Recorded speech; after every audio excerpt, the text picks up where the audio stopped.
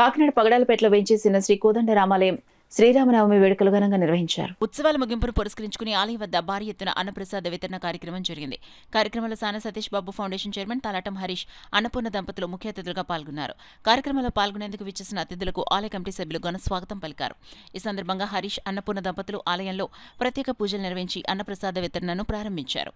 ఈ కార్యక్రమంలో గేదెల అబ్బులు, గేదెల దశరథ, నాటి వెంకటరమణ, గేదెల శ్రీను, అరదాడి రాజు, పాలెం రాజు, లంకే పోసిబాబు, చెక్క పెద్ద సత్యబాబు, చెక్క సత్యబాబు, గేదెల కుమార్, గ్రామ పెద్దలు, మహిళలు పాల్గొన్నారు. పగడాలపేట కోదండరామాలయం ఈ రోజున సోమవారం నాడు అందరికి ఒక 3000 మందికి అన్నదానం చేస్తారని అన్నదాన ప్రసాదం. ఇది గత 36 సంవత్సరాలుగా నిర్మాణం ఆగిపోయిన కోదండరామాలయం గుడి 2024 మార్చి 20వ తారీఖున విగ్రహం ప్రతిష్ఠ జరిగిందని ఉదయం 10 గంటల 10 నిమిషాలకి. ఈ పగడాలపేట వాస్తువులు చాలా భక్తి శ్రద్ధలతో ఉన్నవాళ్ళు. ఎందుకంటే ఆ రోజు ఒక పండగలా చూశాను నేను. 2 సంవత్సరాల క్రితం జరిగిన ఈ విగ్రహ ప్రతిష్ఠ రోజు ముందు రోజు కానీ విగ్రహ ప్రతిష్ఠ 3 రోజుల నుంచి పండగలాగా ఉంది. ఆ రోజు ఒక 5000 మందికి అన్నదానం చేశారు. ఆ రోజు 5000 మంది పైగా ఇక్కడ భక్తులు వచ్చారు.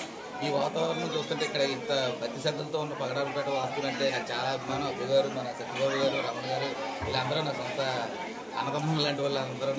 వీళ్ళకి ఎప్పుడు నేను చాలా ఇష్టం. ఇక్కడ ఈ గుడి ఇంకా అభివృద్ధి చెంది ఇంకా బాగుండాలి. ఈ ఊరు పగడాలపేట వాస్తువులు అందరూ సంతోషంతో ఉండాలని నా మనస్ఫూర్తిగా కోరుకుంటున్నాను.